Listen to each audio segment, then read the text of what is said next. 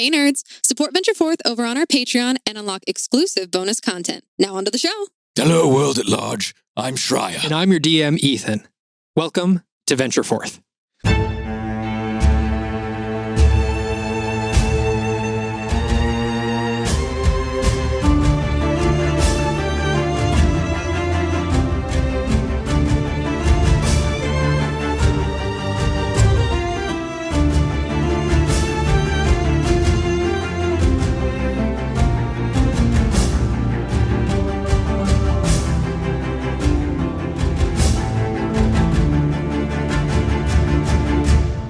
Previously, the party had ended an epic battle within the Dakir ruins.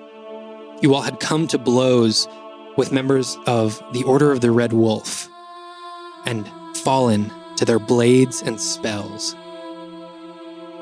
Reawoken, attached to pillars. You all had come to and discovered that the remaining members there were attempting to open a portal to the Plane of Fire.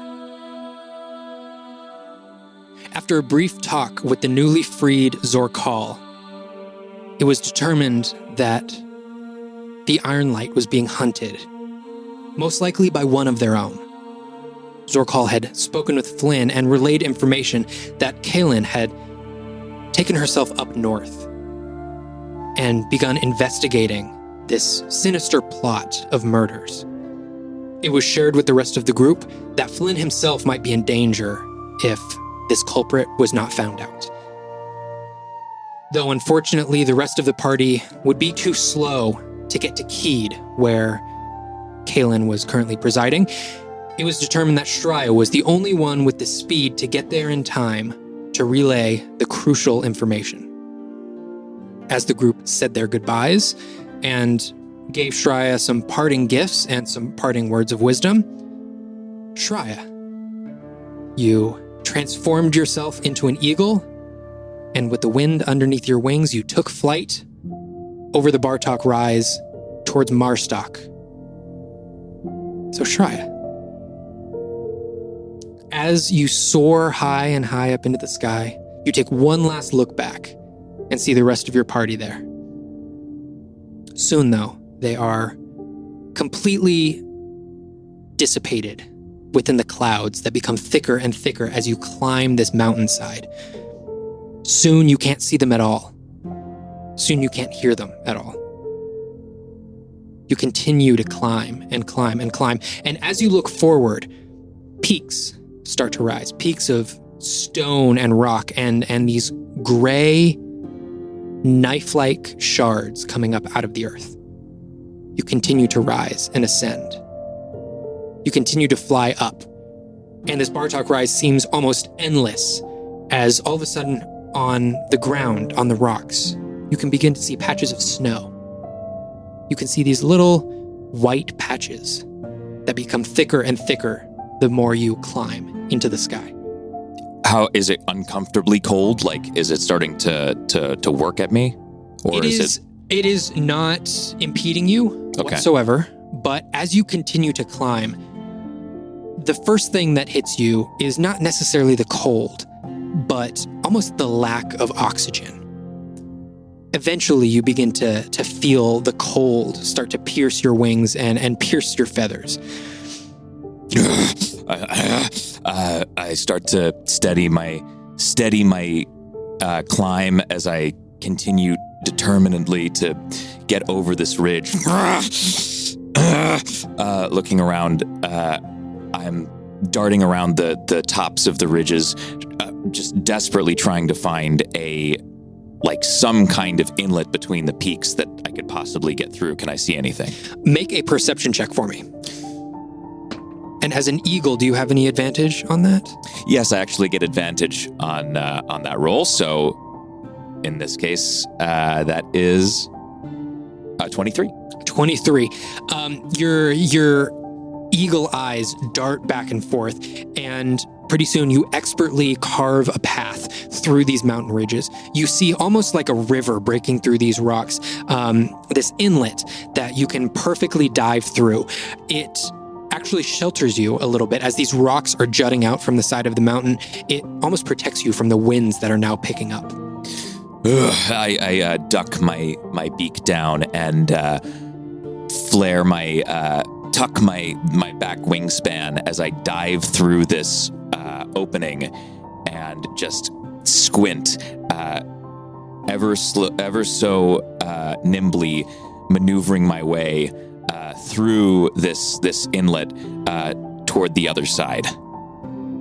All right, and as you do, you look towards the mountain once again, and at this point, you can see nearly no gray.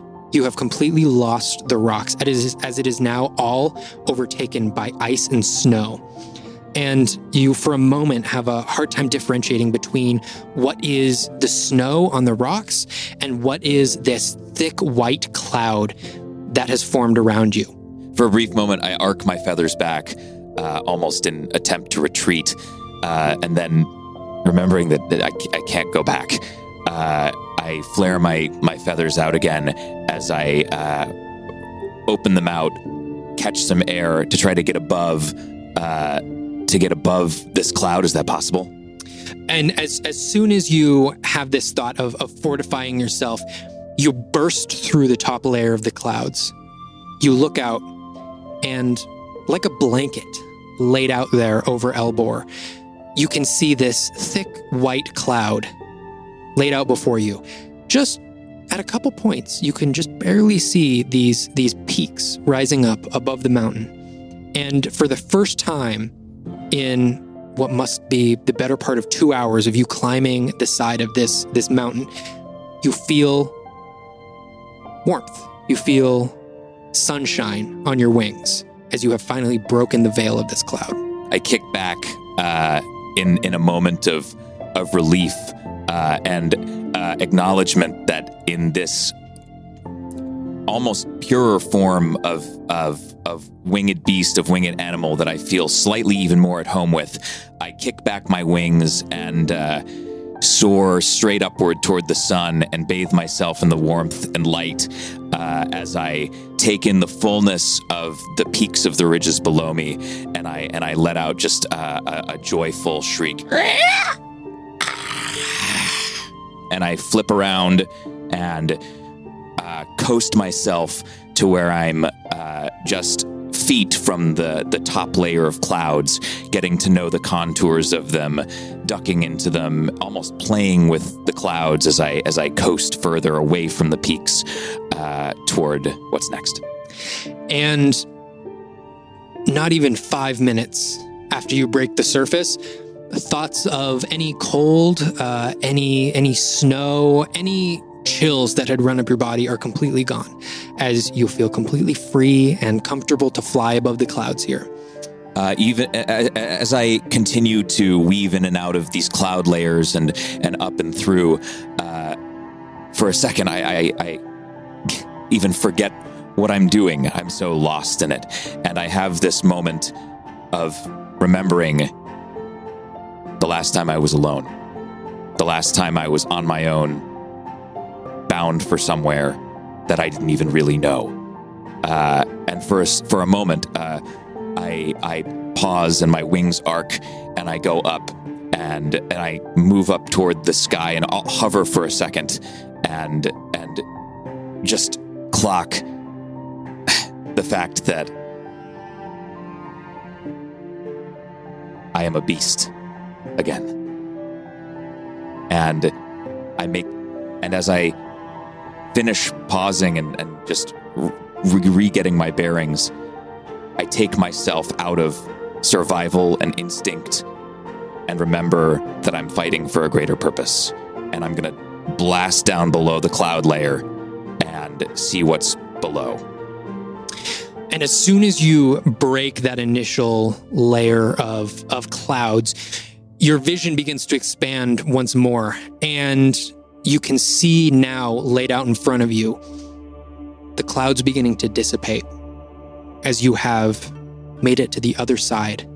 Peaks no longer jut up from the ground, but rather a steep slope greets you as you break through these clouds. You can see a steep slope downwards as the height of the Bartok rise is now behind you. you're going to have to descend for a little while before you can fully clear all of the fog and completely clear the clouds. But it seems as though the peaks have been dealt with. So at this point, I can tell which way is up and which way is down, and I'm very much yes. I'm interested in descending down the other side of this ridge. As you break through this veil and begin descending down, you start coasting on the updrafts that are created by these massive boulders and different rock formations that are naturally occurring here. And you find it almost easy to drift down, floating very similar to the way a leaf floats along the currents of air.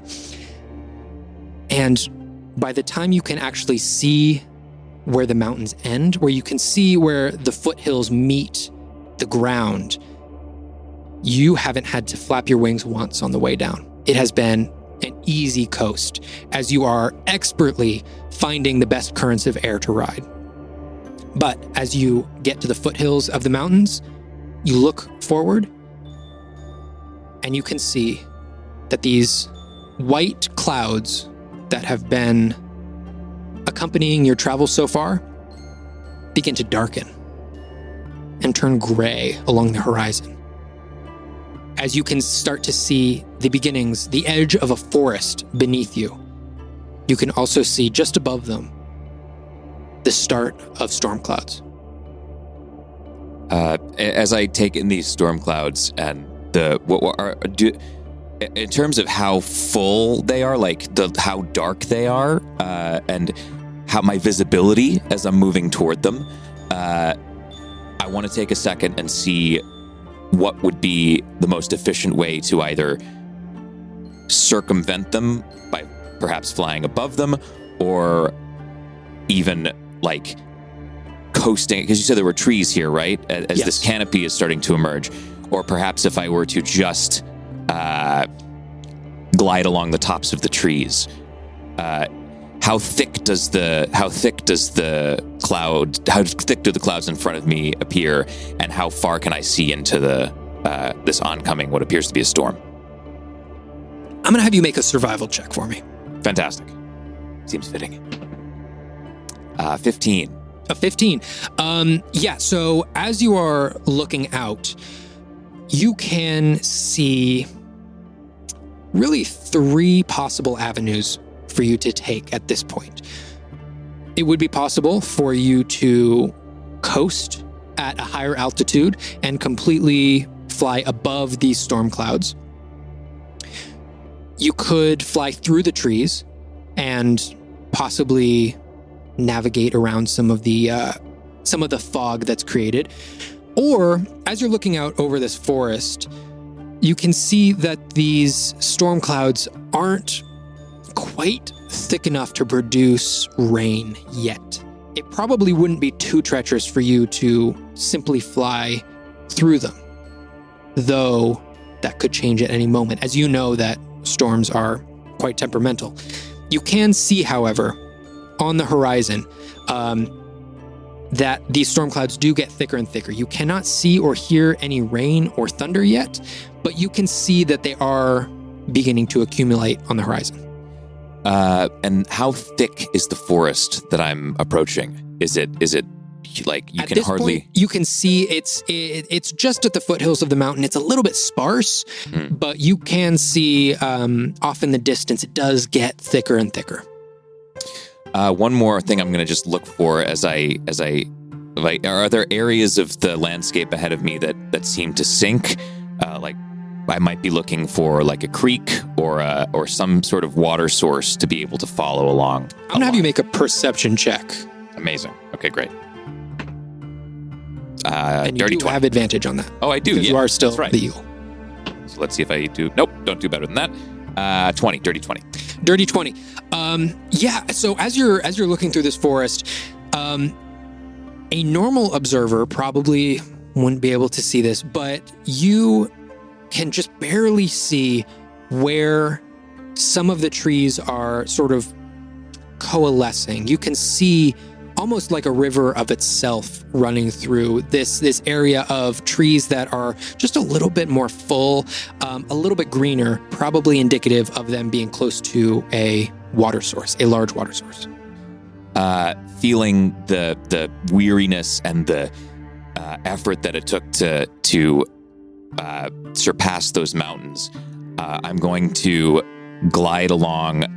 I'm going to gain speed and gather speed, and then attempt to maneuver across that water source just above where the branches and trees get very thick. As in addition to, I don't want to get ahead of myself, but as I look down toward that water source, I also look for like tiny rodents or rabbits or anything that I can possibly eat along my journey. All right. So you do dive in, and before the forest gets too thick, before you would be able to not be able to penetrate that top layer of canopy, you are able to find a way into the forest itself. You begin to navigate around, and after just a brief minute or two, you're able to see and hear a small creek running through. Not by any means a large river, but a water source nonetheless. And as you begin to trace that with your pattern of flight, I'm going to have you make another perception check. Great. To try and find some rodents. Great. That is a 24. And before, I don't know if I can bake this into the same perception check, but as I enter the forest, and now that I have some sense that different forests can display different characteristics, how am I getting a read on this forest? What does it feel different? Does it feel magical? Does it feel just like a very natural forest? Okay, I'm going to have you make a spooky vibes check. Yeah, thank you. That is a 14 on the spooky vibes check. A 14. As you are flying through this forest, you don't get any foreboding senses. As you look around, you don't quite feel as watched as you had in, say, previous forests. You don't feel like someone is always watching you. You're not really getting that feeling. There isn't as much of a darkness within this forest. But for the last time, you're able to look up into the sky before the canopy gets thick enough to where it's completely covering the sky. And for a brief moment, you look up and you see the storm clouds. And you just get a little shiver on the back of your neck before the sky is completely covered by the canopy of trees, green are all around you, singing of birds, the gentle bubbling of the creek beneath you, and a small little mouse who is currently taking a drink at that creek. I hover ever so slightly as I approach it, and with a seamless, quieted, slow hush, I descend as lightly as possible, and right at the last second, let's see how effectively I can do this, I'm just going to lightning quickly reach out my talons and attempt to carve my talon through the skull of the rodent and through its body. All right. Deliver it into my mouth in one sweeping motion. Let's see if I can do that. I am going to have you make a stealth check for me. All right, great.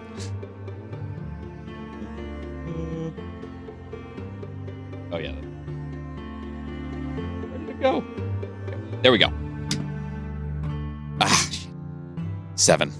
A 7. Okay. You are sweeping down, and just as you do, it seems that the mouse drinking from this small little creek has seen a slight reflection in the water and looks just up behind it to see you approaching. I'm going to have you make, I'm going to have you actually roll initiative. Oh, great. Against this mouse. Awesome. 15. That is a 15 for you, and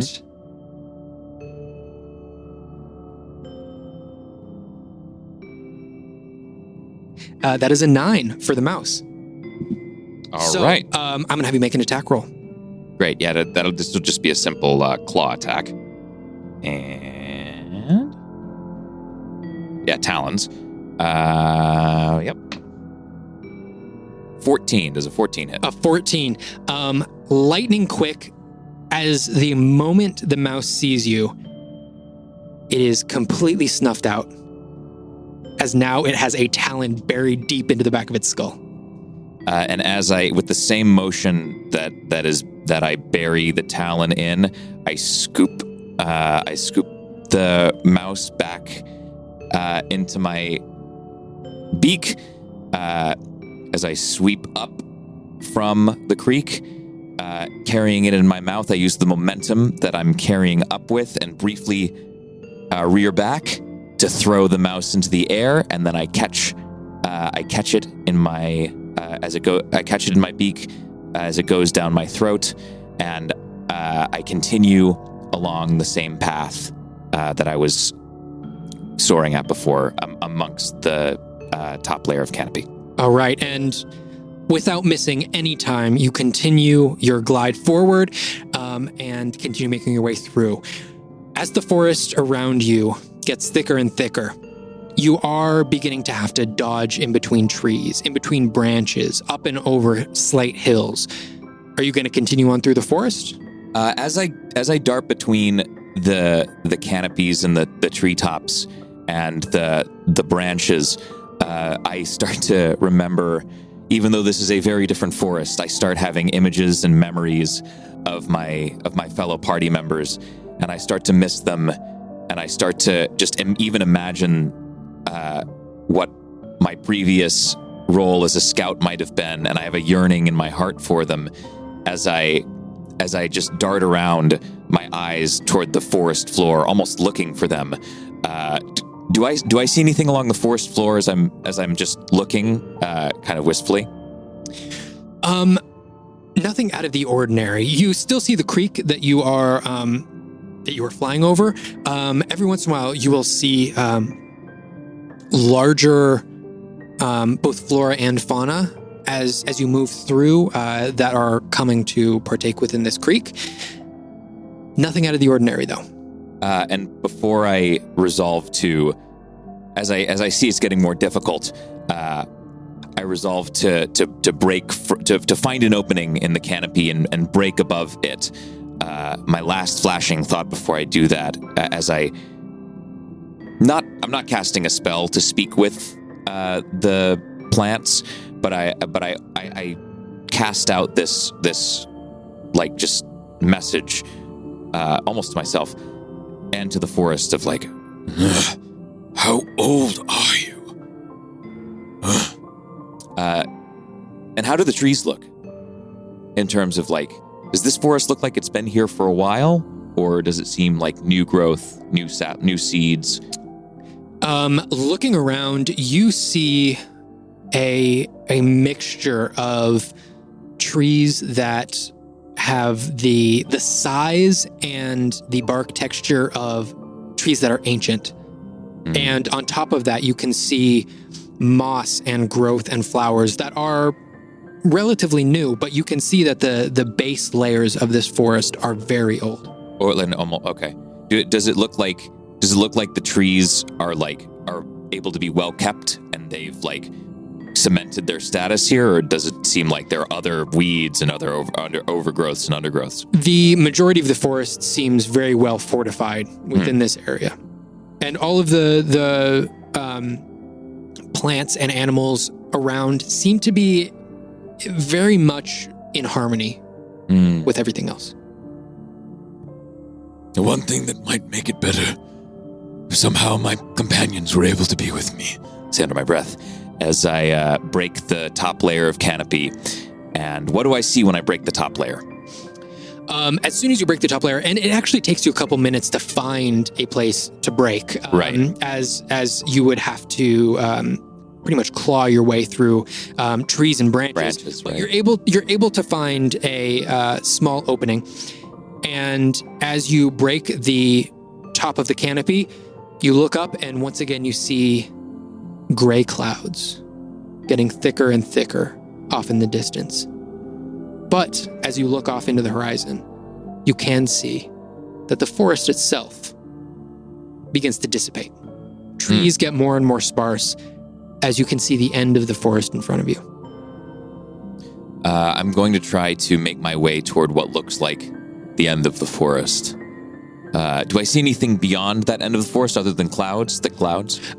Yes, you are just on the horizon, able to see an additional mountain range.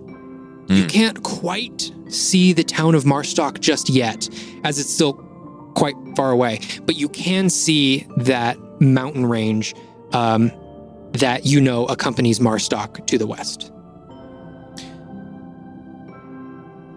As the forest changes on the horizon, do I see any approaching the peaks? Does it look like there's anything beyond the forest that's like not town and not forest, or is the forest still too thick for me to be able to see beyond that at this point? At this point, laid out in front of you, you're able to see the forest below you. You're able to see the mountain range, the sort of southern piece of the Elder Peaks. And sort of off to the north, you can just barely catch a larger river that seems to be running south and into this forest. And you can assume that this is probably the source of that creek. Just out of curiosity, I'm just going to make my way toward where that larger body of water is and attempt to see. Now, my hunger has been slightly sated, but I have a love for all of the beings. I think to myself, I wonder what sort of beings, creatures, inhabit this part of the wide world. And I'm just going to look out. And you mentioned harmony and the harmony of nature in this forest and the way it's idyllic, and my own solace and appreciation of that guides me toward the mouth of that water source. All right, and as you approach, now you can see laid out in front of you as the forest comes to an end, the beginnings of a much larger river. The sound below you, almost thunder-like in texture, begins roaring beneath you. It begins to get wider and wider and wider as you are moving along it. And at this point, you can see, if you continue following this river, you can just barely see a point off in the distance that you can identify a town, Marstock, just off in the distance. Are there structures along? Am I able to see any structures along the banks of the river, or as it winds out from the forest?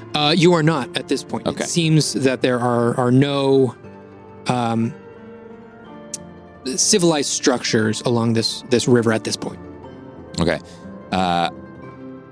Briefly, how do by the way, as the river approaches the beginnings of the forest, is there any change in the landscape that the river makes as it approaches the forest? Like, is there a waterfall? Is there is there a gorge? Is there something that kind of marks the transition between the river itself and the forest?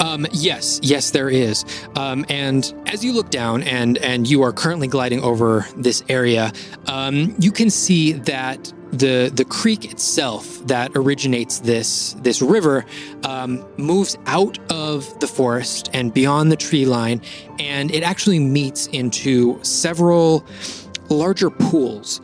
And it doesn't quite form, it's not quite the size of a lake, but you can see that these pools of water, distinct in themselves, but sort of flow through one to the other, only differentiated by these large boulders, natural formations that sort of carve through. You can see that the water accumulates here and then forms into the much larger river ahead. You can see that there are several sort of smaller waterfalls as these pools move from one to the other. I'm going to sweep down and attempt to break through one of the waterfalls to clean myself without getting caught in the currents of the waterfall. All right, I'm going to have you make an athletics check for me as an eagle. See Brilliant. if you can overcome the power of this waterfall. Great. Natural 20. Natural 20 Wow. will do it. Wow. You fly through, and at the very last moment, as you have your wings extended and are doing last-minute course corrections, at the very last moment, you whip your wings back and form almost a dart that flies through this water. You are knocked back, and it feels almost like a shock of cold water that is punching you in the back. But after a brief second, you emerge on the other side and see you have only lost maybe a foot in height as you emerge and once again expand your wings back out and continue flying through the waterfall. And in that moment that I puncture the waterfall, I find myself, and part of my reason of doing it was to find myself in this place where I was cocooned, tucked in nature's ferocity as I hum deeply in the deepest part of this waterfall. It's a hum, but it's also a forceful driving through, as if the land is breathing through me, and I rooted, untethered from it. As I bust out through the other end of the waterfall and feel both at home and determined once again, I look down toward the pools you just described, and I also, again, that some time has passed, I'm going to look for some fish to sate my appetite. All right, I'm going to have you make another survival check for me. That will be a 16. A 16. As you look down, you see a school of 4 or 5 fish, maybe a foot long, as they are circling around each other, calmly within the pool. Like to isolate the biggest one that I can see and dive down toward it and grasp it in my beak. All right. I am going to have you make another stealth check. Great. Critical fail. Critical fail. As soon as your talons puncture the water, all of the fish completely dissipate and swim off in their own directions. And as your talon emerges from the water once more, you haven't even touched a fish. And on my breath. Get your head out of the falls, Shraya. As I swoop back up and not going for a different pool this time, since that one's I've already blown my cover. I swoop down toward a different pool to see if I can find a different source of fish. All right, make a perception check for me. Dirty 20. A dirty 20. As you fly towards the next pool, you can see that all of these pools seem to have almost their own self-contained ecosystem. You can see different types of fish within each one, and different types of moss within. And you do find another grouping of fish. I'm going to have you roll another stealth check for me. All right. Oh, that's much better. 18. 18. As you find the new school of fish, you notice that these ones are a little bit more brightly colored. Their scales reflecting light, just a little bit more than the previous fish were. So you're able to dive down and get a direct bead on one of them. And as soon as your claws pierce the veil of the water, all of the fish dart in different directions. Unfortunately for the fish, one of them darts directly into your claws. And you sink your claws in and emerge once more, now holding a fish. Beautiful. In a similar fashion of how I tossed the rodent up, I'm going to give this fish a slightly more forceful toss, so that I can actually see it trying to swim through the air as it's released. And seeing this and seeing the getting a little bit lost in the reflection of the sun sparkling off the scales, I'm then going to dive bomb toward it, whooshing my wings, and I'm just going to completely devour it in midair. All right. And as you do, you sort of bring yourself back up to a coasting altitude. And as soon as you're done eating the fish, you look out towards the horizon and see just in front of you the town of Marstock.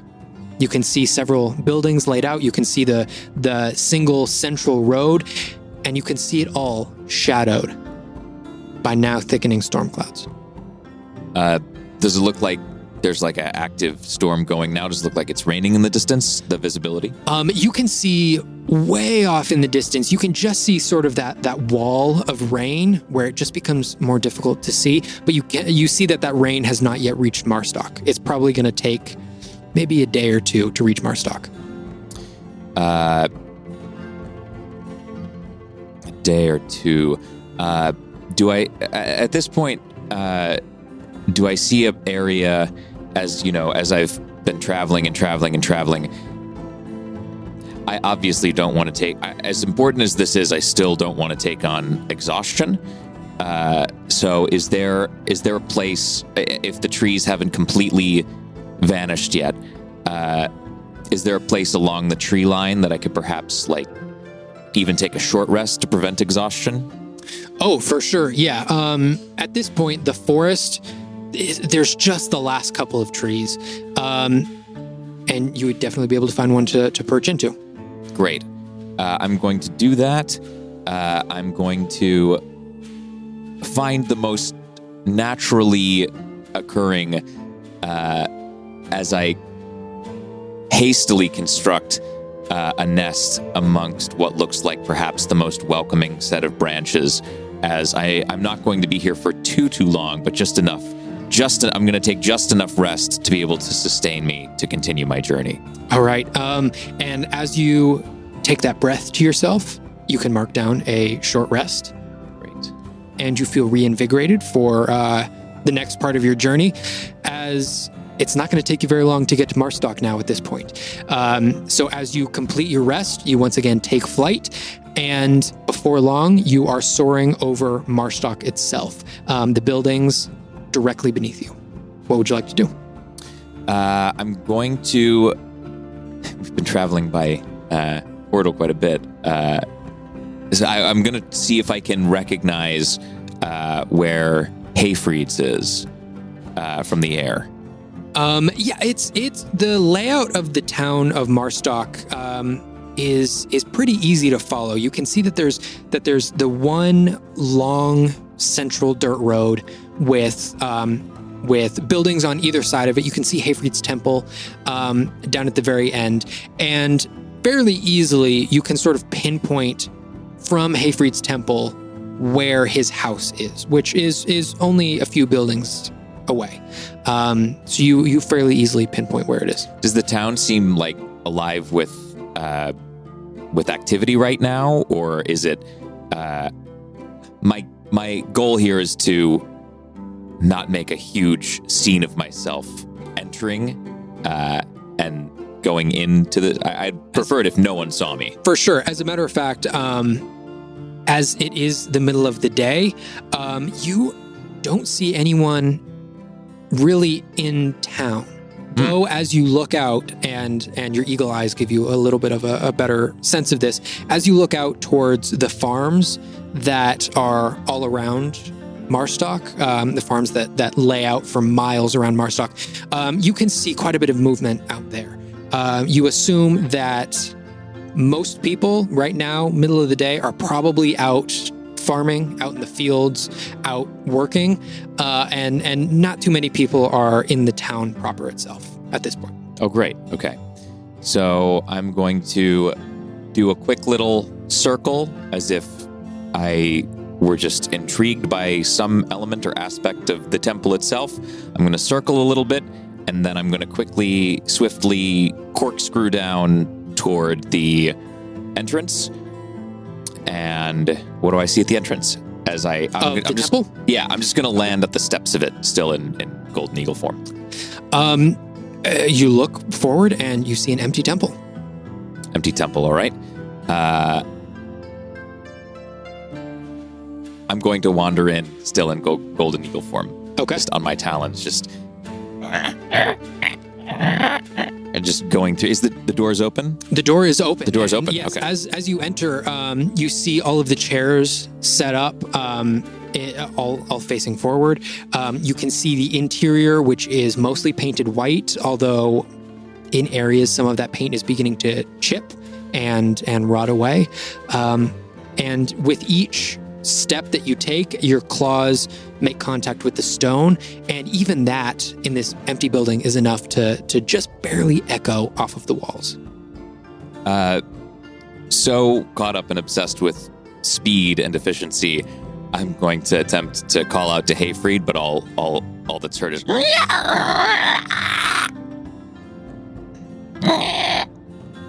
Does anyone emerge? You do not hear anyone. And my thoughts, right. As my eyes roll back and I tap into the core of my atoms as I thrust them forward magically. My feathers start to warp and reality warps around those feathers as you see in the transformation that's starting to happen. It's almost prisms and shards of light that expand and expand and expand. As the first thing that's seen is the top of my crystal staff. As that warps down and materializes, you see my hand holding it, and slowly but surely, I assume my former Shraya self. Hayfreed! I call out into the distance of the temple. You hear your voice echo off of the walls, but you do not hear anything. I'll find my way to you one way or another. And do I remember how to get to his house from the temple? Yeah, it's just a couple of buildings over. Okay. So I exit the temple. I walk down the steps as I make my way toward the house. Okay. And soon enough, you make it to the house. You try the front door. It opens up. And the first thing that you see sort of off to your right is a large black rectangle, roughly the size of a door. I always hate this part. I'm guessing this is the entrance to the Goopy Void. This is, yes. Okay. I'm going to slowly sidle my way up to it, and then I'm going to plunge one hand into it and just sensation, and then I'm just going to dive into it. All right. And as you do, you can see at this central platform that you have come to know, you can see two figures. First, you see the dwarven visage of Hayfreed, and next to him, you can see Timmy. As Hayfreed has his hands up in the air, you can see him in a very similar pattern to what you had seen previously, moving and shifting platforms around. You can see Timmy standing right next to him. He has a book open, and it seems that he's frantically taking notes, sort of jotting down everything that Hayfreed's doing. And as Hayfreed continues to move his hands around, you expand your view out to the platforms that he's actually moving. And you can see now that before it was sort of a jumbled mess. Platforms here, platforms there, no real order to it. You see Hayfreed sort of organizing them a little bit more. You can see that there are several platforms with cages, some of them now occupied with the foes that you had just vanquished and sent here. And you can see him, with one fluid motion, push these platforms out into a much more distant outer circle, still floating around the central platform. It seems that he's pushing these prison cages away from the central platform as he takes the rest of them and forms them into a tighter concentric circle. Do I recognize some of the foes that we've sent here within those prison cages? Yes, you do. Looking out, you can see a red dragon. Mm-hmm. You can see a half-orc with a massive hole in its torso. And you can see a red tiefling. I grunt in a sort of triumphant recognition, remembrance as I walk forward. And I say, Hayfreed, at the culmination of your powers, you know how easy it was for me to just get in here? I should probably start closing the front door. Take note, Timmy. as I look at him. Jimmy kind of shrugs and puts his head down and takes a note of that. You of all people should remember and be aware of how easy it is to be caught unawares. Well, I mean, I'd pity anyone who decides to come in here unannounced. But, I mean, I gotta keep it open. I didn't know when you all were getting back. Fair enough. And, well, is everyone else outside? No, they've sent me on my own. I've taken up the charge of, well, the small one.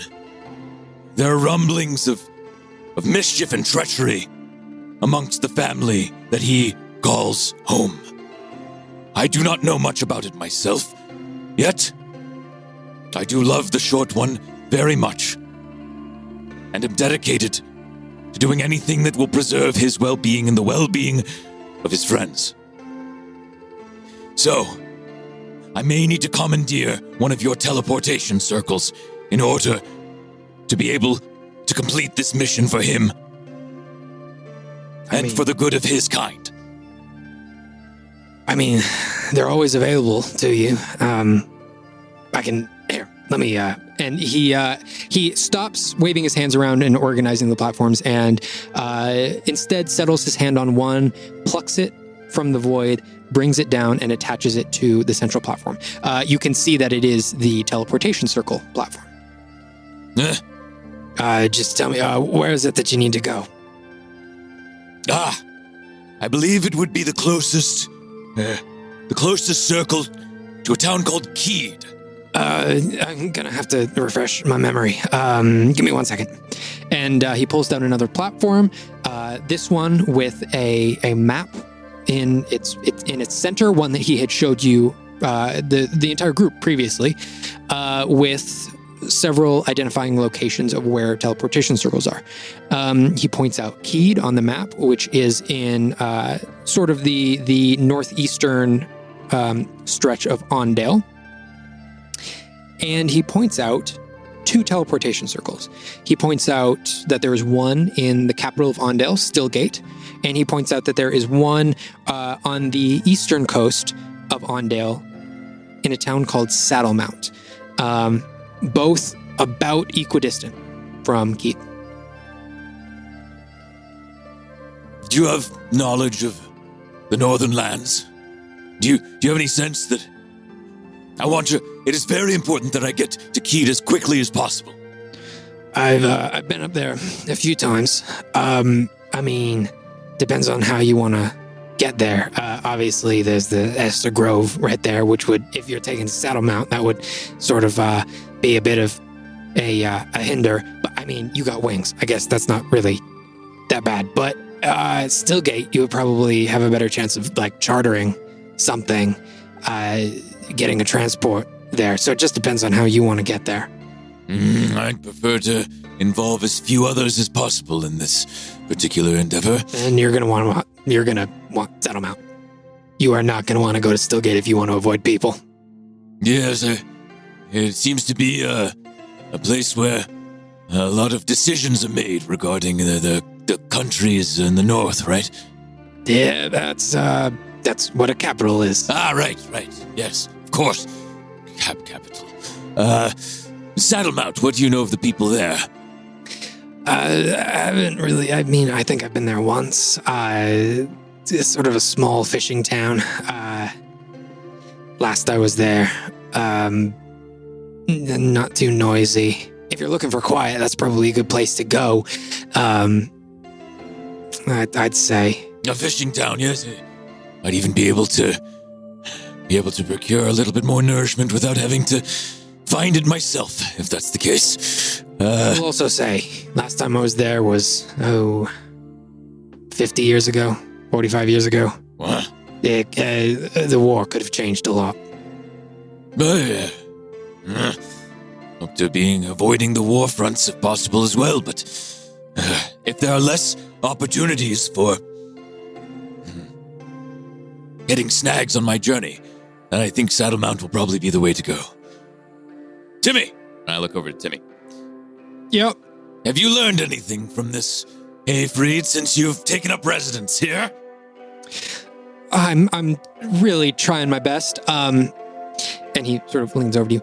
He just everything is like so fast and it's tough to grasp. But I'm really trying my best. But yeah, I've been learning a lot.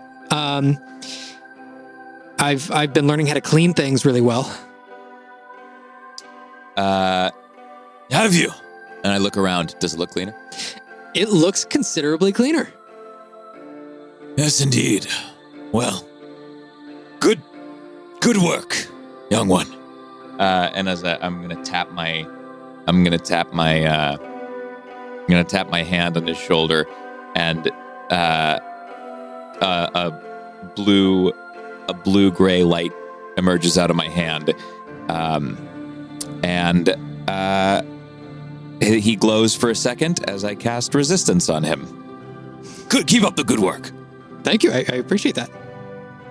And as Hayfreed just finalizes sort of creating this inner circle of platforms and then the outer circle of prison platforms, he drops his hands, he looks to you, and you can see these dark circles underneath his eyes. And you can see just like a physical and mental exhaustion. It looks like he's been awake for days. As he walks over to Timmy, sort of pats him on the back. All right, I'm gonna go get some rest. You guys got it from here. Timmy will help you out with anything else that you need. Thank you, Hayfreed. Get some rest, friend. Hayfreed nods to you. He walks along that long bridge towards the entrance to the void, and he disappears through the darkness, emerging into his house. Timmy, one word before I go.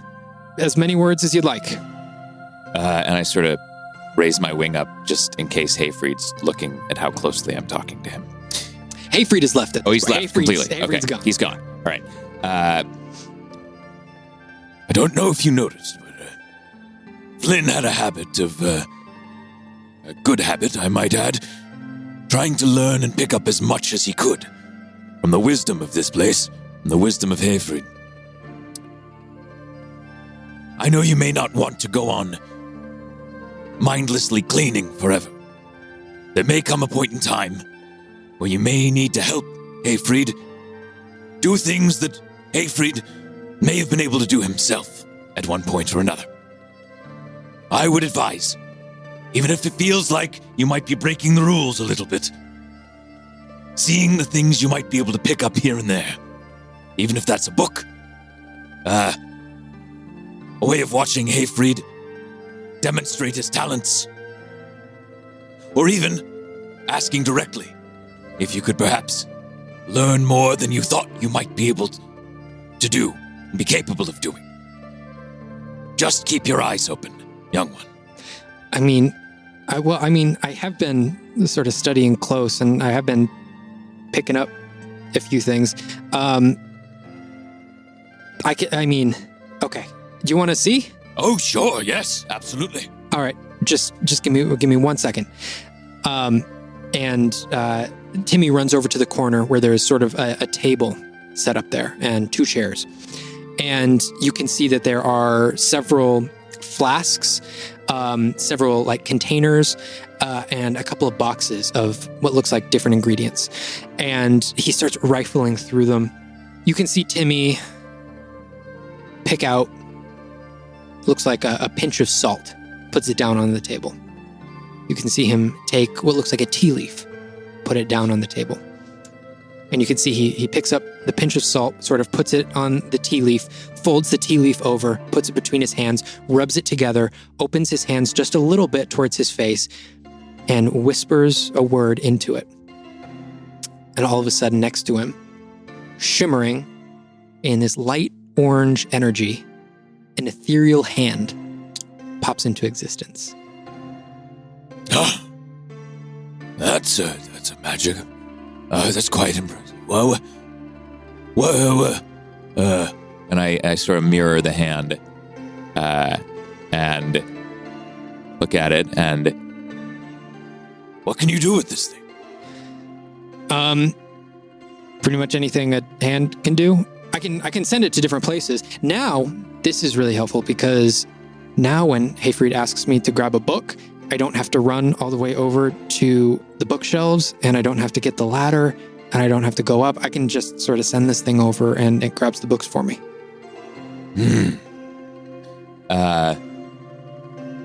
I bring both my hands around the hand itself and try to feel the energy of it.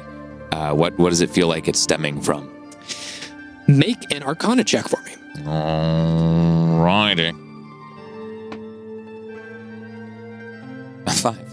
A 5. You don't really know. As you move your hands closer towards it, you can feel sort of like a warm, almost pulse coming from it, but you can't really determine where it's coming from.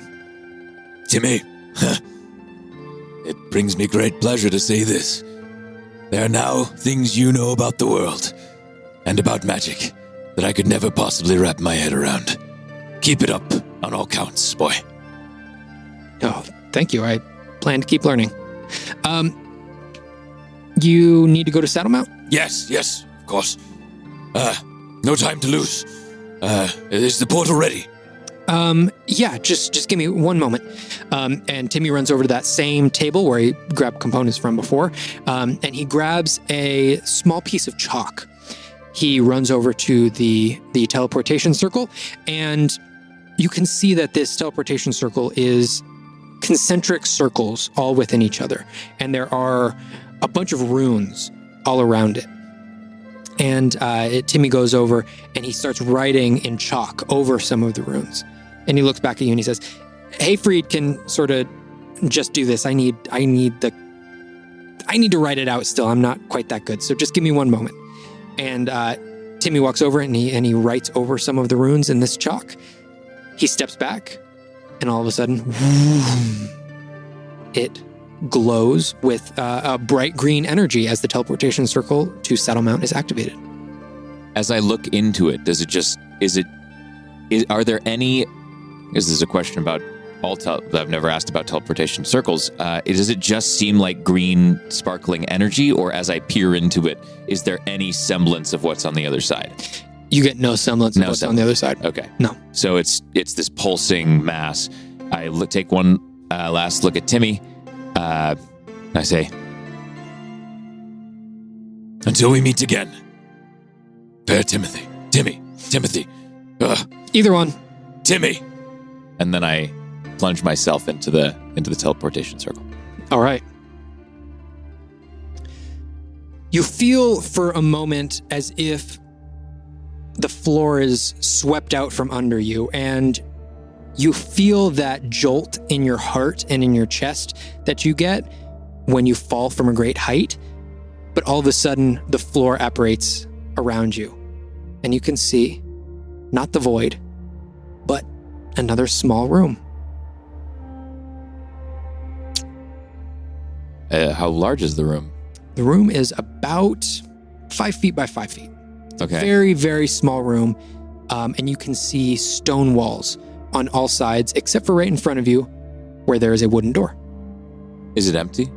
Or it is completely empty and fairly dark. You can just barely see in here.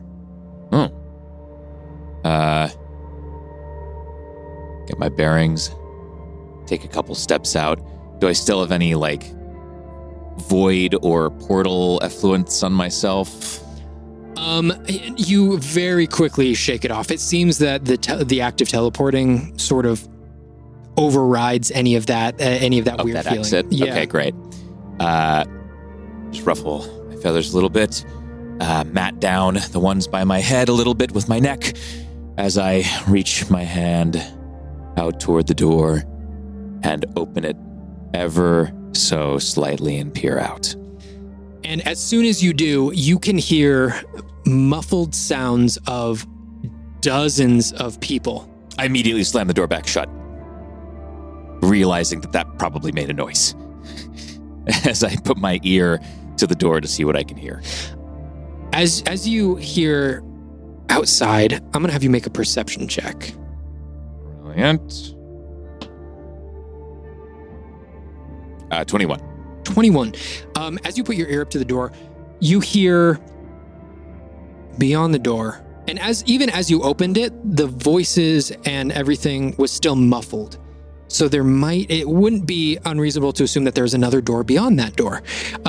Just in a very similar way that there was sort of a hut leading into stairs, leading into a room that had the teleportation circle with an oaken spire. That seems to be the same layout here. But you do hear dozens and dozens of different voices. You hear footsteps moving back and forth.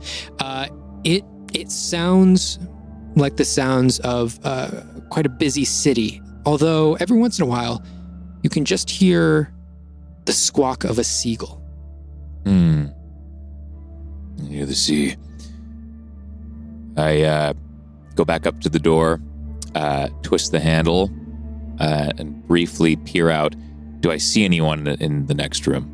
You do not. It Okay. It looks to be a very similar sort of empty shack type building. All right. I make my way out through this door, close it behind me, and make sure it was exactly the same way it was when I approached it. And I'm still in another larger building outside of that building, or? Yes, it's sort of like a small shed. Pretty empty, but as you move up, you can see that there are 3 levers in this room. And as you move up into this shed area, the wall behind you that you are now in this shed area from, the wall behind you and the stairs completely close off, leaving you in this shed. Being at the point where that reveals itself, I see another door at the end of... Yes, you see a door leading outside. You can see that the door is pretty solid and doing a pretty good job of muffling any voices outside. And it's closed as well? It is closed, yes. Okay. The levers on the wall, wow, what do they look like? You can see that they are all in the downward position, and as soon as the entrance to the lower level closes behind you, all of them and make their way back into the up position. Oh, so all 3 of them were All face 3 down. of them were face down, yes. Okay.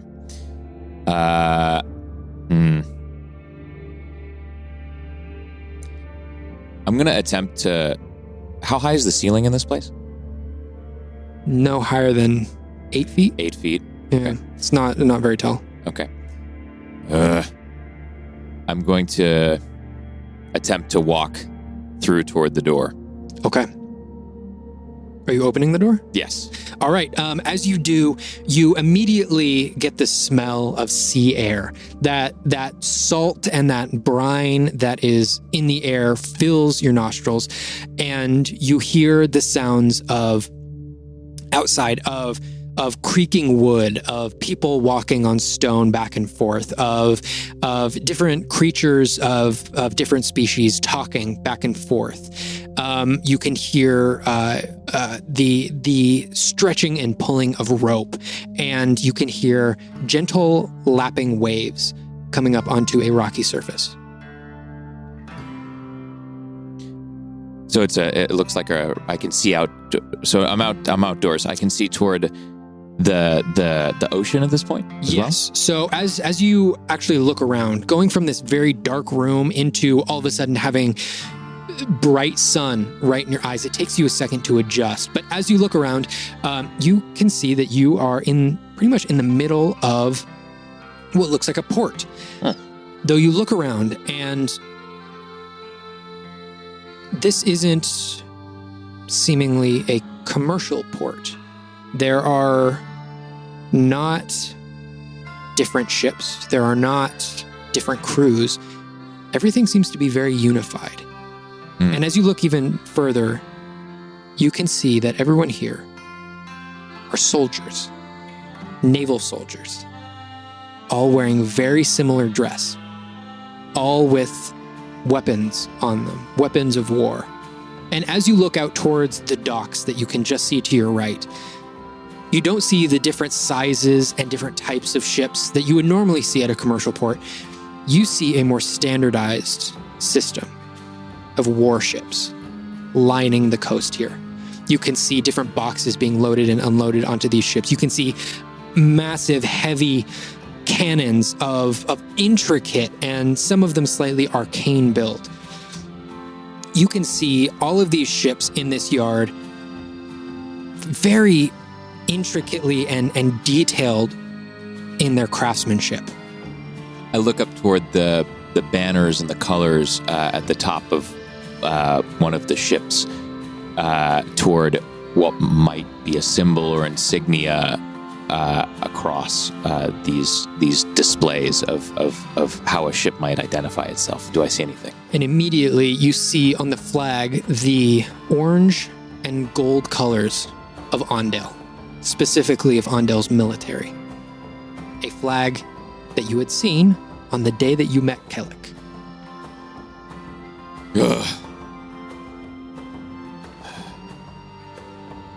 The civilizations of the world and all their pride on full display.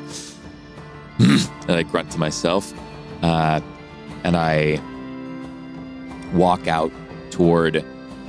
Is there a way that I can steer myself away from the docks and what the marina might be, and inland toward the just going further away from the bay? For sure. Although you do notice as you close the doors to the shed, it almost looks to fade in and out of existence for a moment. Wait, the doors themselves to the shed? The entire shed. Oh, the entire shed. It almost has this waving transparency to it. And as you are looking around, you look back and you don't see the shed there anymore. And then you think to yourself for a moment, no, there was a shed here. And as soon as you think to yourself that there is the shed there and you know what it looks like, all of a sudden it apparates again. And it starts to make sense to you in that moment why in this busy port, no one else has discovered this teleportation circle. It seems to you that only the people who specifically know that it's there can actually recognize its existence. My eyes go wide, and I stretch out my feathers and clutch my staff with renewed vigor as I say under my breath, Hayfreed, your powers of concealment continue to impress me. And as you say that, right in front of you on massive wheels and this gargantuan cart, a golden, what can only be described as possibly a cannon, wheels past you. You can see this cannon almost looks like it's made of solid gold, but you can see sort of on the back of it an intricate machine with gears slowly turning in place. You can see an intricate framework in the design of this cannon as it rolls along and it goes down the path, and you can see the people behind it pushing it, and you can see them taking it out onto a dock and loading it onto a ship where 10 other of these intricate cannons are placed. I'm gonna follow, and they don't appear to really notice me or pay me any mind. No one seems to. No one seems to. Okay.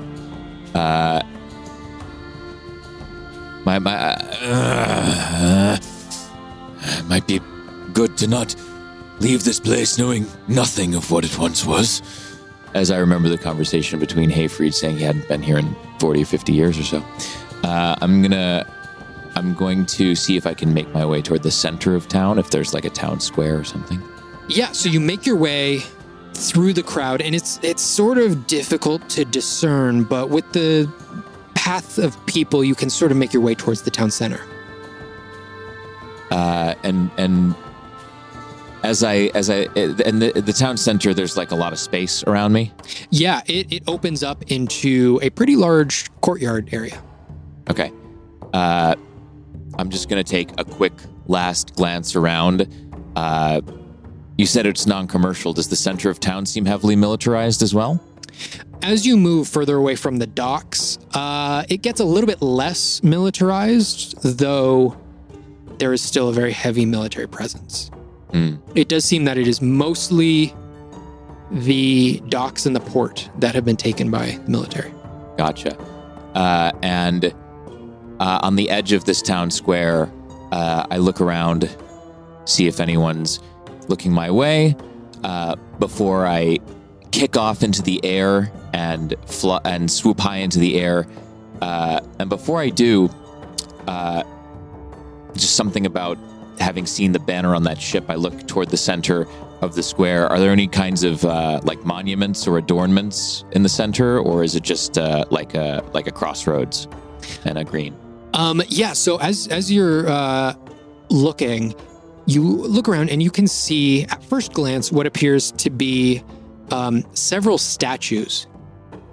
Although when you move closer and upon closer inspection, you can just barely see cracks where the joints are. You can just see barely little spaces in the stone. And if you look even closer, underneath, you can just faintly see gears within the inside. Wow.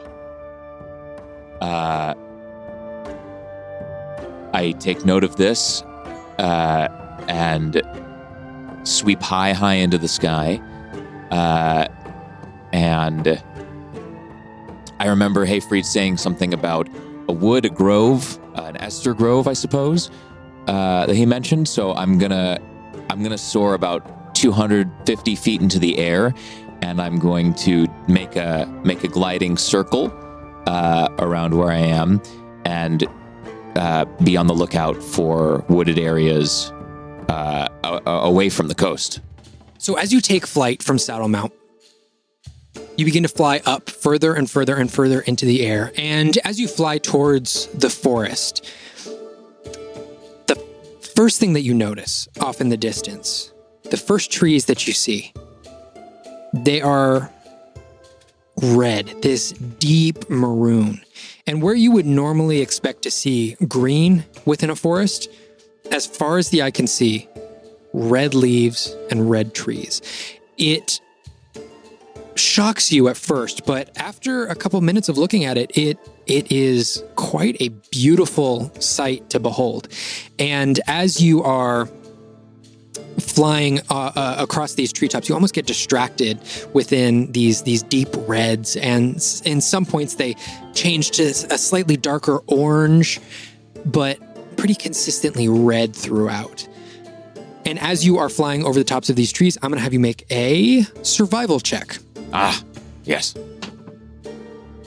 Natural 20. Natural 20, nice. The beauty of these trees, however, do not distract you in the slightest from your mission, as over the next couple of hours, you are able to glide and coast over these beautiful groves of red trees, and finally are able to see the northern coast of Ondale that leads into a river heading south. And just beyond this red forest, you can see the town of Keede.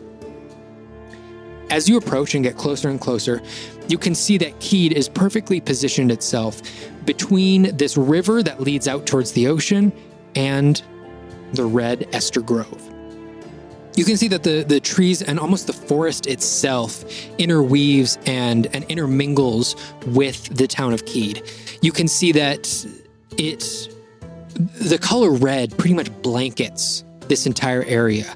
Not only are the trees that color, but it seems that the town itself has somewhat taken some design inspiration from its surroundings. You can see most of the rooftops here are a dark red or a dark orange. And it creates this beautiful tapestry playing off of the blue of the river that you see in front of you and the red itself. So now as you glide just above the town of Keede, what would you like to do?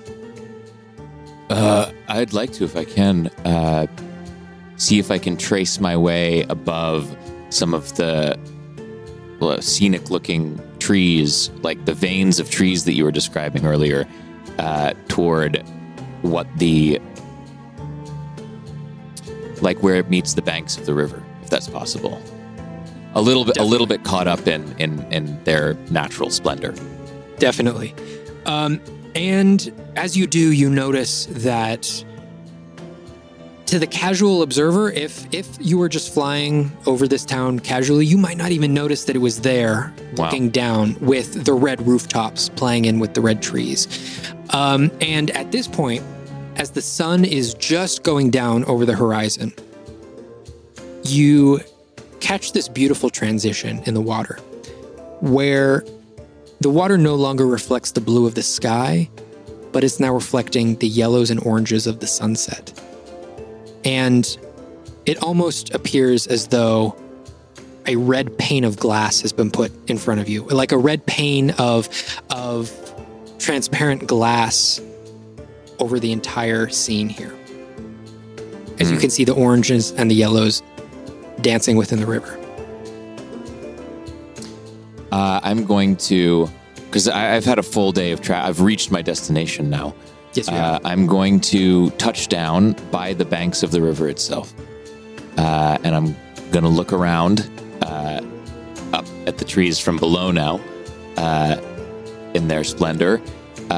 Is there anybody down by the river? Does the town actually, like on the other side of the river, does the town continue, or does the river mark does the river mark the edge of town?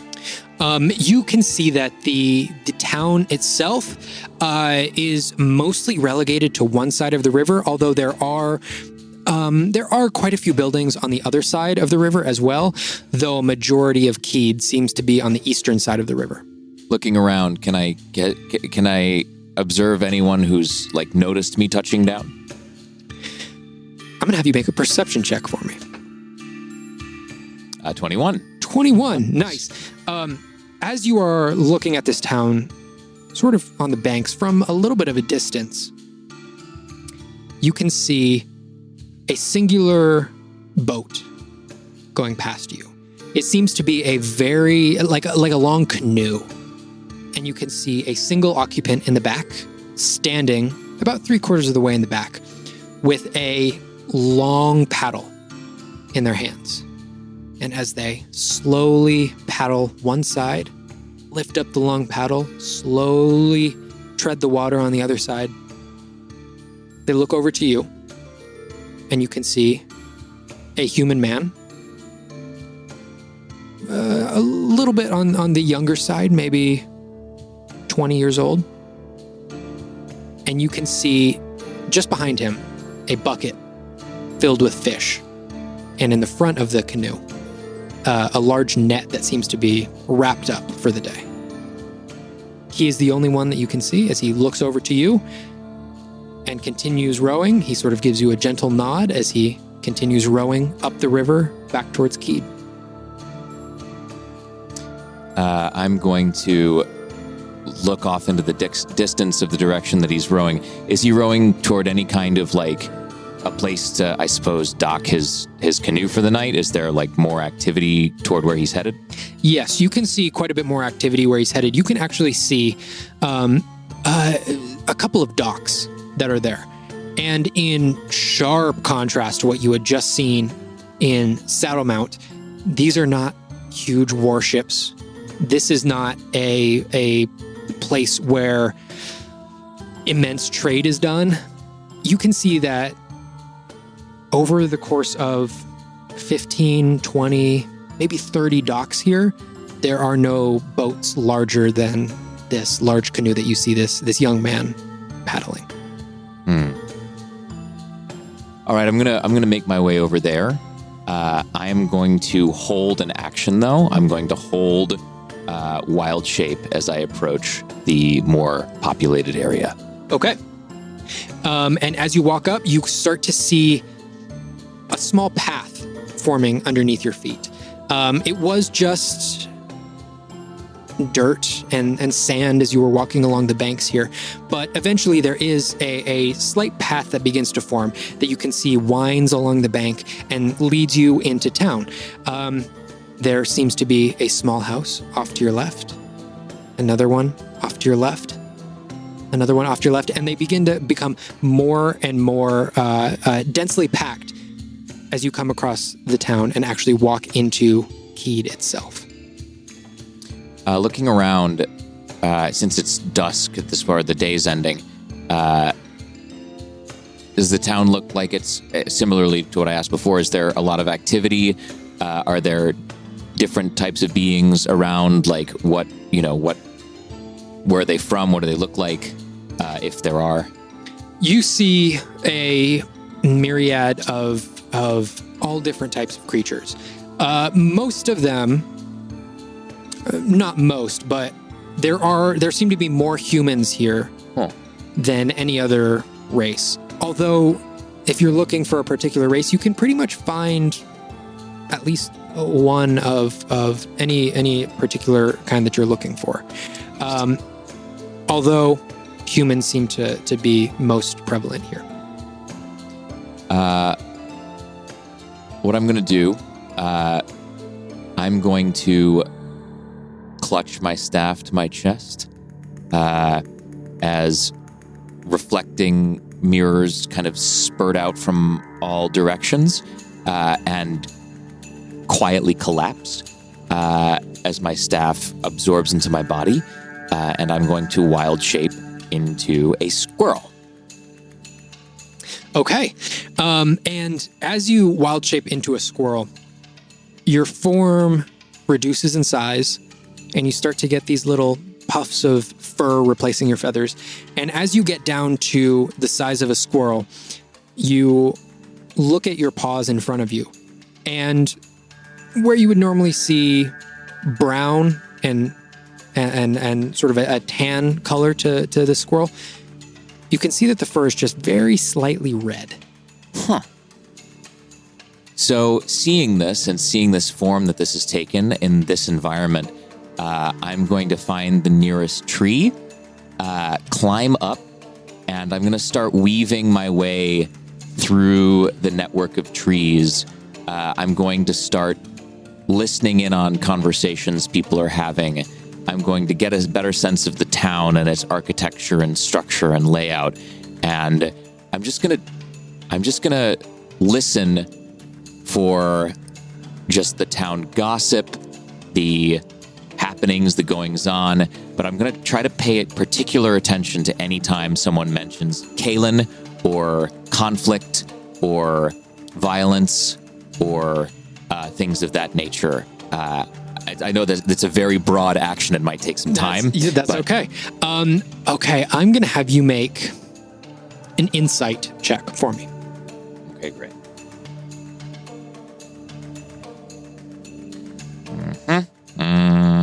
Yes.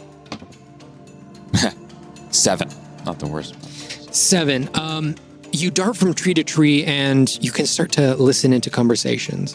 The first couple that you come across are gossip, yes, but it seems to be very personal gossip. It does not seem to concern anything that you're listening to. The first group that you come across are there is 2 human men and 1 half-orc woman, and they seem to be gossiping about how the baker that they normally go to has started to raise his prices, and how they aren't too happy about that, although they're debating back and forth whether that increase in price is worth the product itself.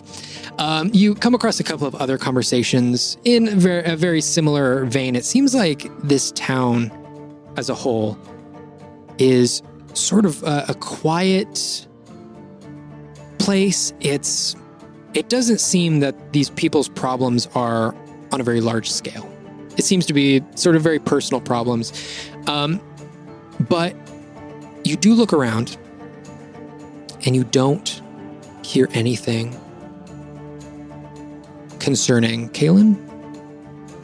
You don't hear anything concerning conflict. But after about an hour and a half of trying to listen to people, you hear the word Ironlight.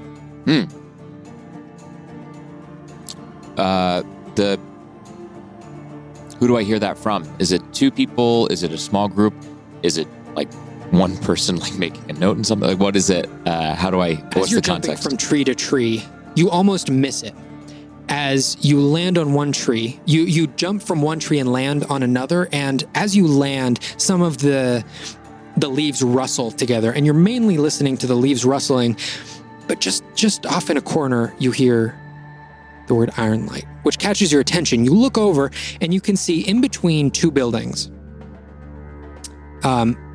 which, as you look around and come into more of the center of Keed, it doesn't seem like there are any two-story buildings. All these buildings seem to be one story, very low to the ground, very simply built. But in between two of these buildings, you can see what appear to be two human men talking. As I listen to their conversation, I obviously hear one of them say Ironlight. Do I hear any... I'm just going for proper names now. Do they bring up any particular name or location or type of like spot more than once, or do they refer to something over and over again? What's the nature of their conversation? As you begin listening to this conversation more and more, you hear one man say to the other, "I don't think so. I think she's just a passerby. We have no reason to think that she's part of the Ironlight." The other man replies, "I don't think we should take our chances either way. She's has the potential to be dangerous, and I think we should let someone know about this. But she did good for us. I don't know. I say let her pass through. If she stays for more than a week, I don't think we should. I think we should probably go and tell someone if she stays more than a week. If not, she'll just pass right through and she'll be on her way." "All right, I'll give her a week. But then after that, I'm going to start telling people." As I hear this, I'm going to make my way down toward one side of the tree, and as quietly as I can, wild shape back into my former form. As the feathers settle and the fullness of my form is solid once again, I'm going to slowly make my way using my staff kind of as a walking stick and how close were they to this tree, by the way? You were pretty much directly above them. Yeah, it was close enough to where you could... They were speaking somewhat softly, and you could hear them very clearly. This is my own lack of knowledge on Ironlight lore, but just from my own memories. What was the colors of the Ironlight Collective that I had seen just from going in Addersfeld? Green and brown. Green and brown. Okay. Yes. Very earthly, sort of to camouflage with forests, seems like. So before I would have walked out, I would have stamped my my staff against the ground, and I think this falls under Druidcraft, if you will humor me. So from the and it's just a simple tap because you're dealing with color and light. You're gonna see the color of the crystal change and instead shine a bluish, like a burnt bluish light coming out of the center of the crystal as I walk toward these two and say, "I know your business is your own, but I couldn't help overhear somewhat of your conversation. You mentioned you suspect the Ironlight, and they may have a presence here. Yeah, have you heard or seen anything? Well, I must admit I am not quite sure myself of their true nature, whether they can be trusted or not. And then I look around a little bit. You may not have seen my like before. I come from a place far, far away from here, but I was sent myself to see if these lands even possess members of this disparate group. What do you even know of the Ironlight itself? My knowledge is scant at best. Well, we know if you come across one, just be careful. We try and stay away. They are nothing but trouble and cause nothing but chaos and death. Well, And I press my crystal closer to their eyes. I was told that if you... And I sort of scan from side to side, up by their heads. I was actually told that if a member of the Ironlight looks upon these hues, they will have no choice but to out themselves as members.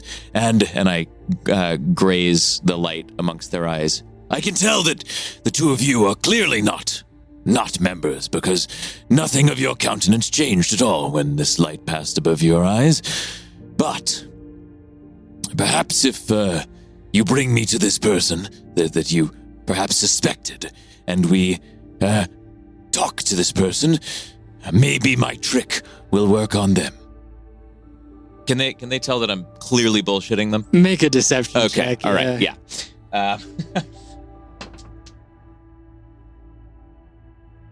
Yeah, that's a 4.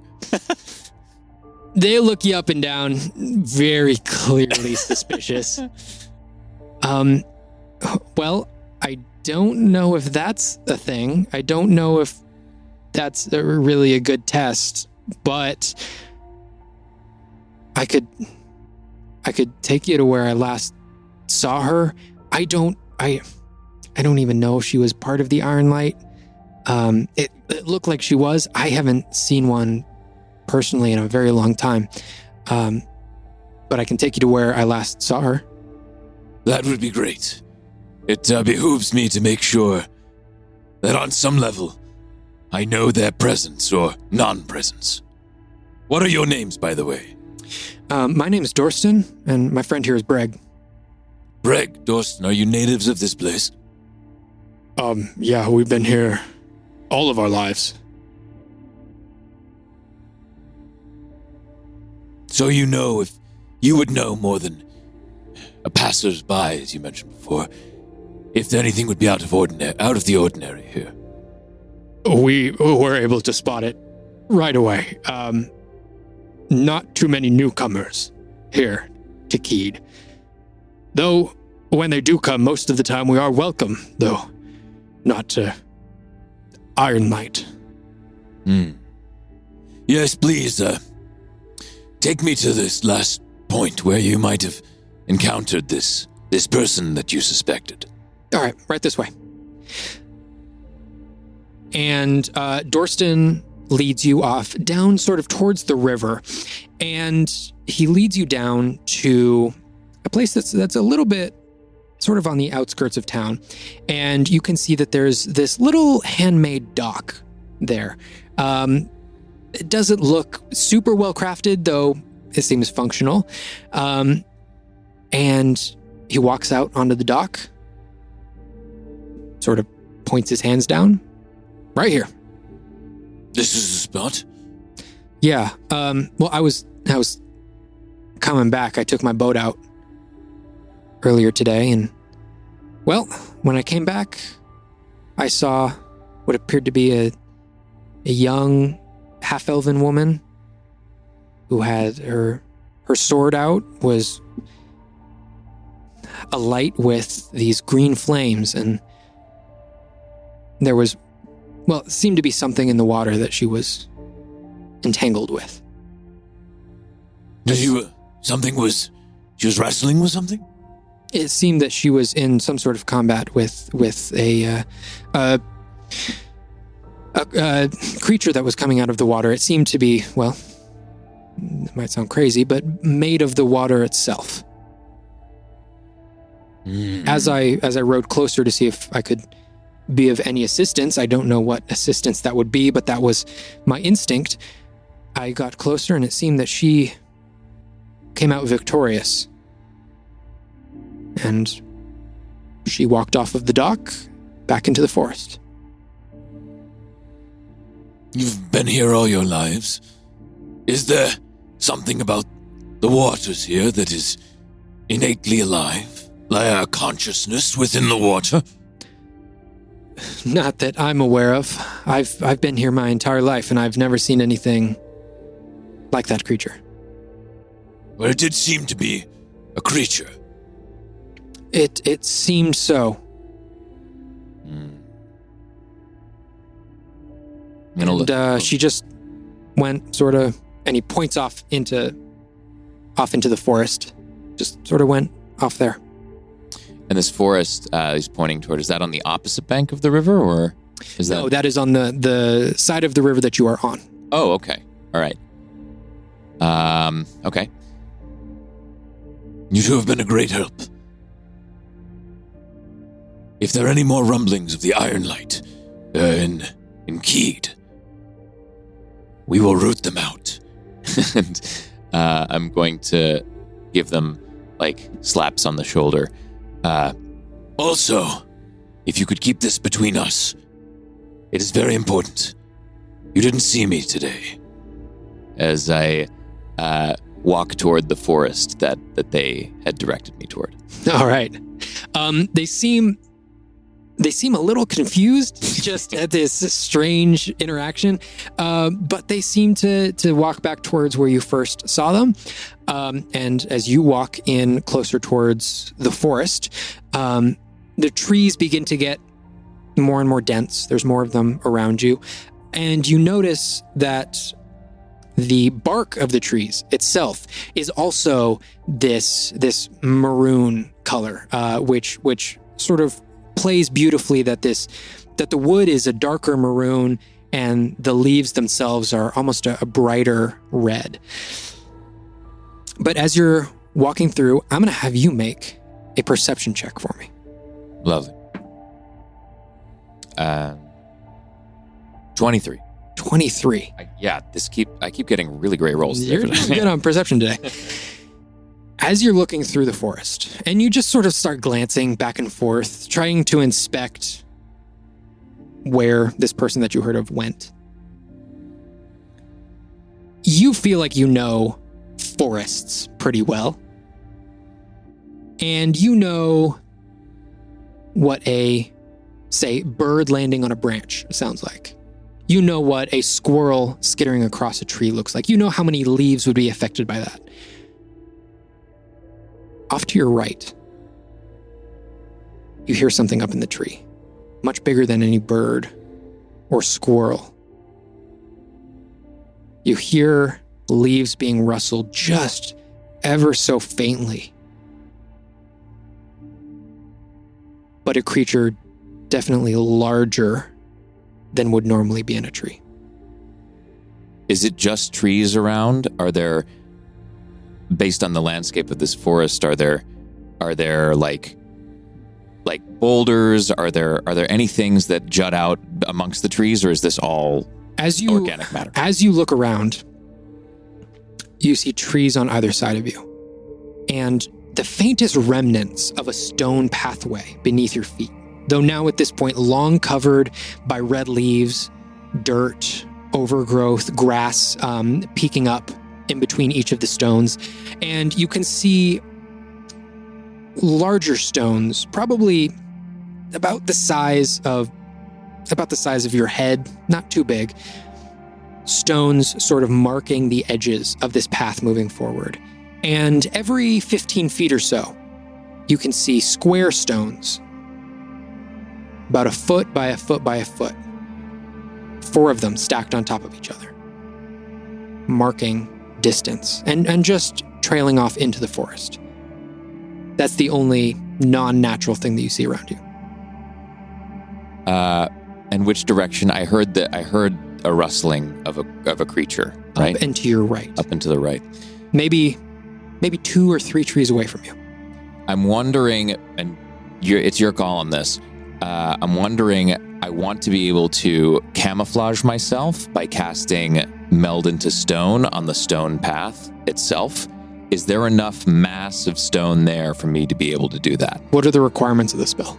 As long as it is a surface of stone large enough to fully contain my body, I can meld into it. I'm going to say yes. All right.